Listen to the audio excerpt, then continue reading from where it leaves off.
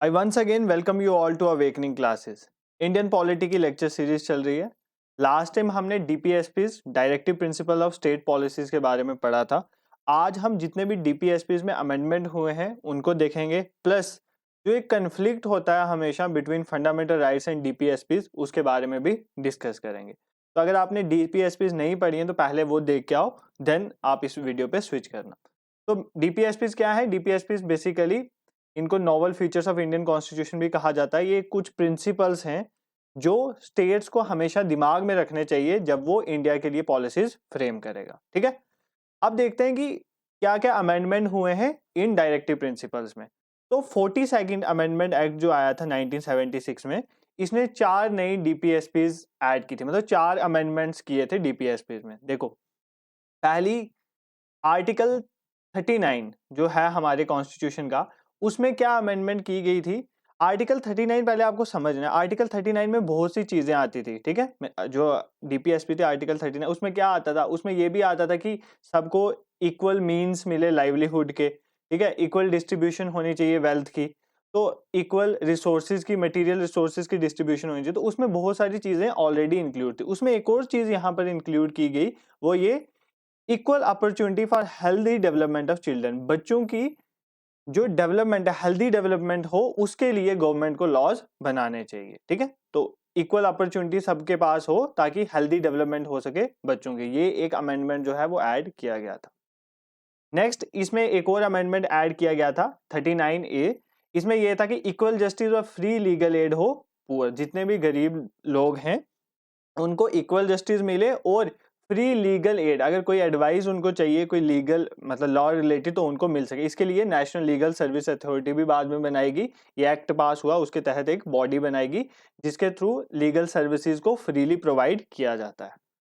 ठीक है, next article 43A, इसमें भी आर्टिकल 43 में भी एक ऐड किया गया डीपीएसपी नहीं। इसमें यह कहा गया to secure participation of workers in industries in management of industries. Basically देखो, इसमें यह कहा गया कि जो वर्कर्स है ना, उनकी पार्टिसिपेशन होनी चाहिए इंडस्ट्री की मैनेजमेंट में। अगर कोई भी इंडस्ट्री है, उसमें कोई भी मैनेजमेंट रिलेटेड वर्क है, तो उसमें वर्कर्स की भी पार्टिसिपेशन होनी चाहिए। उसके कोई भी डिसीजन लिए जा रहे हैं, जैसे सपोज करो एक कंपनी है, उसमें मैनेजमेंट रिलेटेड कोई डिसीजन लिए जा रहे हैं, तो उसमें जब भी मैनेजमेंट रिलेटेड डिसीजन लिए जाएंगे तो उसमें वर्कर्स की भी इन्वॉल्वमेंट होनी चाहिए, मतलब उनको भी सुना जाए। बेसिकली ये वर्कर्स के रोल को बढ़ाता है मैनेजमेंट ऑफ इंडस्ट्रीज में। नेक्स्ट इंपॉर्टेंट आर्टिकल 48A जो ऐड किया गया था, इसमें यह कहा गया था to protect environment and safeguard forest and wild life. तो मतलब ये इन्वायरमेंट रिलेटेड डीपीएसपी ऐड की गई थी 42nd अमेंडमेंट में। इसमें यह कहा गया कि हमारे इन्वायरमेंट को प्रोटेक्ट करना है, ऐसी पॉलिसीज लाई जाएं और फॉरेस्ट और वाइल्ड लाइफ को प्रोटेक्ट करने के लिए। ठीक है, तो ये 42nd अमेंडमेंट एक्ट जो 1976 में आया था, इसके तहत ये डीपीएसपी में अमेंडमेंट्स की गई थी। और ये किसके टाइम पे आया था? इंदिरा गांधी जी के टाइम पे। नेक्स्ट 44th अमेंडमेंट एक्ट आया। उसने क्या ऐड किया? उसने आर्टिकल 38 जो पहले एक डीपीएसपी थी उसमें कुछ और एडिशन किया। एडिशन क्या किया? State to minimise inequalities in income, status, facilities and opportunities. मतलब स्टेट को कुछ ऐसे लॉज बनाने चाहिए जिसकी वजह से इन इक्वालिटीज जो है वो कम हो। किसमें? इनकम में, स्टेटस में, फैसिलिटीज कोई भी प्रोवाइड हो रही है, कोई भी अपॉर्चुनिटीज लोगों को मिल रही हैं, चाहे वो जॉब रिलेटेड, उनमें क्या इन इक्वालिटीज को कम करने के लिए स्टेट को लॉज बनाने चाहिए। तो ये आर्टिकल 38 में एडिशन किया गया था। आर्टिकल 38 में ऑलरेडी ये था कि लोगों के वेलफेयर को प्रमोट करना बाय जस्टिस प्रोवाइड करके, सोशल, इकोनॉमिक और पॉलिटिकल जस्टिस उनको प्रोवाइड हो। उसके साथ नई चीज ऐड कर दी गई कि स्टेट को इन इक्वालिटीज को कम करना है, चाहे वो इनकम में इन इक्वालिटी है। इन इक्वालिटी मतलब देखो, कोई बहुत अमीर है, कोई बहुत गरीब है, तो इस इन इक्वालिटीज को कम करना है। स्टेटस में, फैसिलिटीज में, अपॉर्चुनिटीज में, कुछ को अपॉर्चुनिटीज ज्यादा मिलती हैं, कुछ को कम, इसको स्टेट को कम करना है, ऐसी पॉलिसीज फ्रेम करनी। ठीक है, आर्टिकल 86 जो 86th अमेंडमेंट एक्ट आया 2002 में, उसने बेसिकली क्या किया था आपको पता ही है। उसने आर्टिकल 20A एक फंडामेंटल राइट भी लाया था और आर्टिकल 45 को भी चेंज किया था। ये बेसिकली क्या प्रोवाइड करता है? एलिमेंट्री एजुकेशन को 14 साल से नीचे जितने भी बच्चे हैं उन सबको फ्री और कंपलसरी एजुकेशन मिलनी चाहिए, उसके लिए ये अमेंडमेंट की गई थी। इसमें 21A फंडामेंटल राइट और आर्टिकल 45 जो डीपीएसपी था, जो पहले ही एजुकेशन के रिलेटेड था, उसमें चेंजिंग लाए गए थे। नेक्स्ट इज 97 अमेंडमेंट 2011, ये बहुत इंपॉर्टेंट है। इसमें ये कहा गया था कि कोऑपरेटिव सोसाइटीज बनाई जाएंगी, जो आर्टिकल 43B में है। इसमें यह था कि जो कोऑपरेटिव सोसाइटी है उनको ऑटोनॉमस फंक्शनिंग दी जाए, ठीक है, मतलब वो खुद अपने फंक्शन को मैनेज करें, वो कोई भी वॉलंटरली जो है कोऑपरेटिव सोसाइटी बना सके, ऐसा लोगों को छूट दी जाए, इसके लिए ये अमेंडमेंट की गई थी और कोऑपरेटिव सोसाइटीज को ऐड किया गया था, ठीक है। तो कोऑपरेटिव सोसाइटीज के साथ कौन सा आर्टिकल डील करता है? आर्टिकल 43 पार्ट बी डील करता है, ठीक है। अब जो हम पार्ट पढ़ने जा रहे हैं ना, वो बहुत, ये पार्ट सिर्फ आपके पेपर पॉइंट ऑफ व्यू से इंपॉर्टेंट नहीं है, ये आपको एक समझना है, क्योंकि डीपीएसपीज और फंडामेंटल राइट्स आप दोनों चीजें पढ़ चुके हो। फंडामेंटल राइट्स हमारे हक हैं, ठीक है, ताकि कोई भी ऑटोक्रेसी ना आए, और डीपीएसपीज गवर्नमेंट को हेल्प करती है पॉलिसीज फ्रेम करने में। इन दोनों के बीच में ना हमेशा कन्फ्लिक्ट बना रहता है, ठीक है। कई बार कोई गवर्नमेंट लॉ लाती है तो लोग कोर्ट में चले जाते हैं, भाई ये हमारे फंडामेंटल राइट के अगेंस्ट है, तो वो डीपीएसपीज पे इफेक्ट पड़ता है, ठीक है। बेसिकली डीपीएसपी नॉन जस्टिसिएबल है ना, तो आप कोर्ट नहीं जा सकते, बट अगर आपका कोई फंडामेंटल राइट इफेक्ट होता है तो आप कोर्ट चले जाते हैं। तो बेसिकली यहाँ पर सुप्रीम कोर्ट की इन्वॉल्वमेंट है फंडामेंटल राइट और डीपीएसपी के कंफ्लिक्ट को ठीक करने में, ठीक है। अब देखो कैसे रोल है। सबसे पहला इसमें जो केस है वो है चंपाकम देवराजन केस, ये हुआ 1951 में, ठीक है। इस केस में सीधा कहा गया कि अगर कभी कंफ्लिक्ट होता है ना फंडामेंटल राइट्स और डीपीएसपीज के बीच में, तो कौन प्रिवेल करेगा? Fundamental rights. मतलब फंडामेंटल राइट्स को ऊपर रखा जाएगा, डीपीएसपीज को हम डिसरिगार्ड कर देंगे, उसको नहीं मानेंगे। पहले ये कहा गया चंपाकम देवराजन केस में। आप इसको ना ऐसे क्रोनोलॉजिकली सुनना, मतलब एक स्टोरी की तरह, ठीक है, फिर आपको याद रहेगा। नेक्स्ट गोलकनाथ केस, ये हमने फंडामेंटल राइट्स में भी पढ़ा था 1967। इसने ये कहा था कि पार्लियामेंट जो है ना वो फंडामेंटल राइट को नहीं ले सकता अमेंडमेंट करके, ठीक है। मतलब कि पार्लियामेंट के पास ये अथॉरिटी नहीं है कि वो किसी का फंडामेंटल राइट छीने कोई अमेंडमेंट करके। तो इसका मतलब ये कि इसने भी फंडामेंटल राइट को प्रायोरिटी दी, किसके ऊपर? डीपीएसपीज के ऊपर। तो इसमें यही कहा गया कि parliament can not take fundamental right, means fundamental right can not be amended for implementation of DPSPs. किसी भी डीपीएसपीज को इंप्लीमेंट करने के लिए, किसी भी पॉलिसी को इंप्लीमेंट करने के लिए आप किसी पर्सन के फंडामेंटल राइट को नहीं छीन सकते, ये गोलकनाथ केस में कहा गया था। मतलब यहां से आपको एक चीज समझ आई कि गोलकनाथ केस में भी फंडामेंटल राइट्स को प्रायोरिटी दी गई थी, ठीक है। लेकिन अब गवर्नमेंट चुप रहने वाली थोड़ी थी, कि गवर्नमेंट ने तो अपनी पॉलिसीज लानी थी। तो गवर्नमेंट ने क्या किया? कॉन्स्टिट्यूशन में एक अमेंडमेंट कर दी, दो अमेंडमेंट की, एक 24th अमेंडमेंट और एक 25th अमेंडमेंट 1971 में, ठीक है। अब देखो 24th अमेंडमेंट जो थी 1971 की, वो कहती है, वो ये कहती है कि पार्लियामेंट के पास ये राइट है कि पार्लियामेंट फंडामेंटल राइट्स को चेंज कर सकता है, फंडामेंटल किसी के फंडामेंटल राइट्स को छीन सकता है बाय कॉन्स्टिट्यूशन अमेंडमेंट एक्ट, ठीक है। ये 24th अमेंडमेंट एक्ट ने कहा कि पार्लियामेंट के, इन्होंने ये कहा था गोलकनाथ केस में, पार्लियामेंट के पास कोई राइट नहीं है कि वो फंडामेंटल राइट्स लोगों का ले सके। तो इन्होंने अमेंडमेंट कर दी गवर्नमेंट वालों ने, तो उन्होंने कहा कि पार्लियामेंट के पास ये हक है कि वो जब अमेंडमेंट करेगा, अमेंडमेंट के थ्रू किसी के भी फंडामेंटल राइट को हैम्पर कर सकता है, फंडामेंटल राइट को छीन सकता है, ठीक है।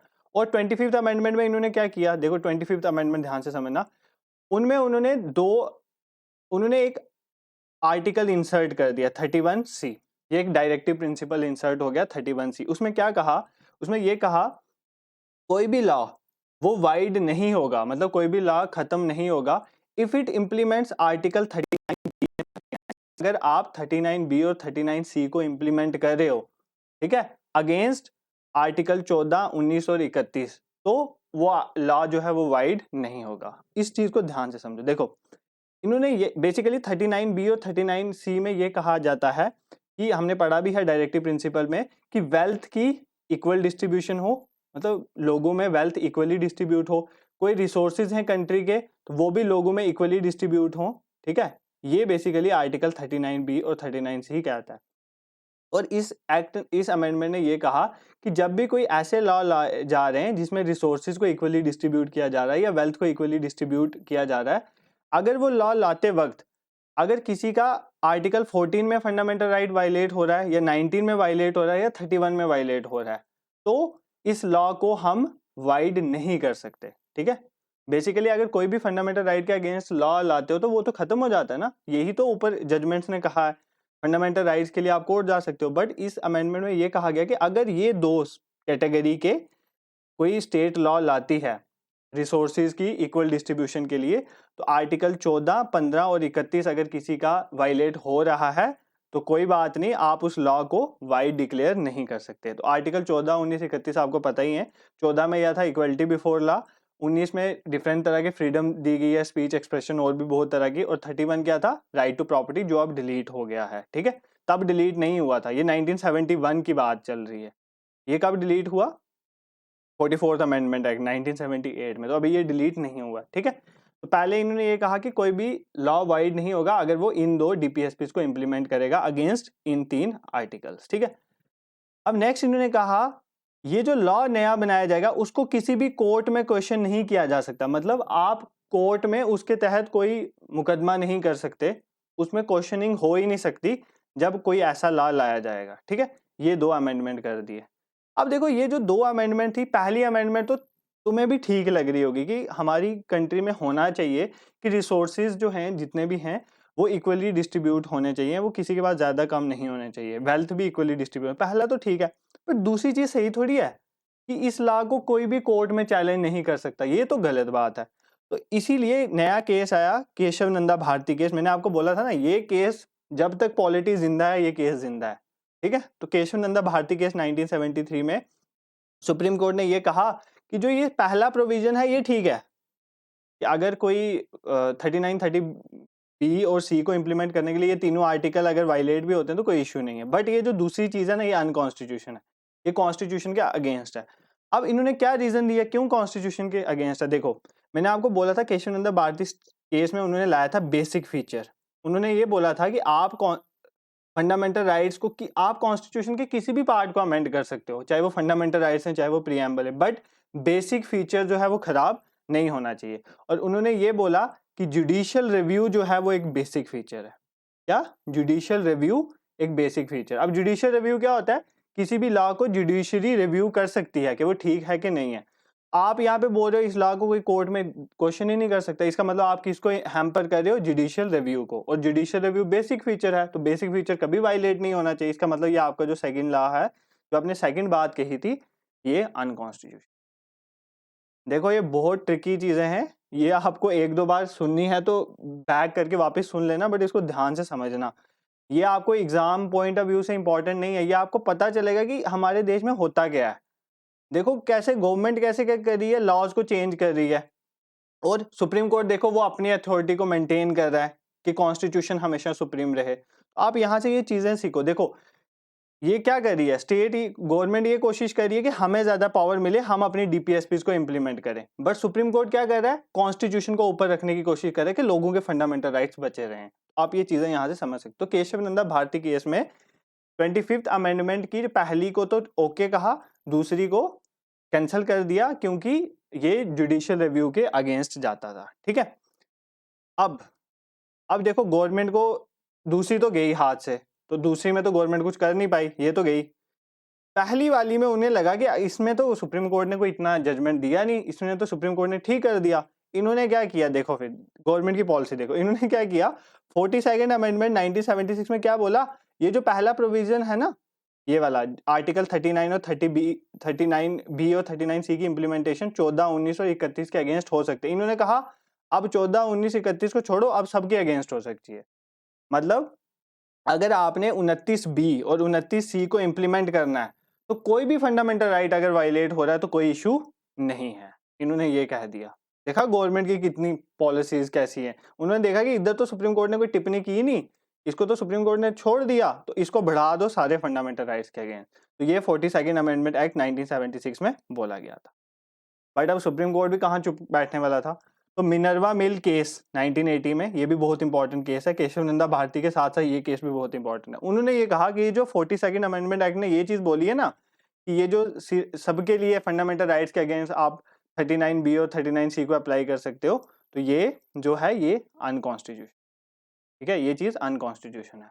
मतलब आप पहले प्रोविजन को जो 25th अमेंडमेंट का पहला प्रोविजन था ना अगेंस्ट आर्टिकल 14, आर्टिकल 19 और आर्टिकल 31, यहाँ तक ठीक है, बट सब फंडामेंटल राइट्स के अगेंस्ट आप डीपीएसपी इंप्लीमेंट कर दोगे, ये मानने वाली बात नहीं है। ठीक है, और उन्होंने एक और इम्पॉर्टेंट चीज कही की थी, ये बहुत इंपॉर्टेंट चीज है और इसके बाद अभी तक यही चल रहा है कि इंडियन कॉन्स्टिट्यूशन, ये लाइन ध्यान से सुनना, is founded on bed rock of balance between fundamental rights and DPSP. देखो इंडिया जो है ना, वो जो इंडिया का संविधान है ना, वो इस तरह से खड़ा है कि वो एक बैलेंस बना के चलता है फंडामेंटल राइट्स और डीपीएसपी के बीच में।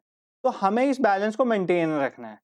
गवर्नमेंट को ये नहीं करना है कि वो पॉलिसीज को ऊपर रखे और लोगों के फंडामेंटल राइट्स को जाने दे, और कोर्ट को भी ऐसे नहीं करना है कि मतलब फंडामेंटल राइट्स को बढ़ाते रहे हमेशा और जो अच्छी पॉलिसीज हैं वो इम्प्लीमेंट ही ना हो पाए। तो इन दोनों का एक बैलेंस बनाना बहुत जरूरी है, तभी हमारा देश अच्छी तरह से वर्क कर सकता है। ठीक है, this is all about the amendments in the DPSPs plus जो कन्फ्लिक्ट था फंडामेंटल राइट्स एंड डीपीएसपीज। इस कन्फ्लिक्ट से आपको क्या क्या समझ आया? तो मेरे को तो ये समझ आया कि देखो हर एक बंदा अपनी जो ड्यूटीज हैं उनको बढ़ाने की कोशिश करता है।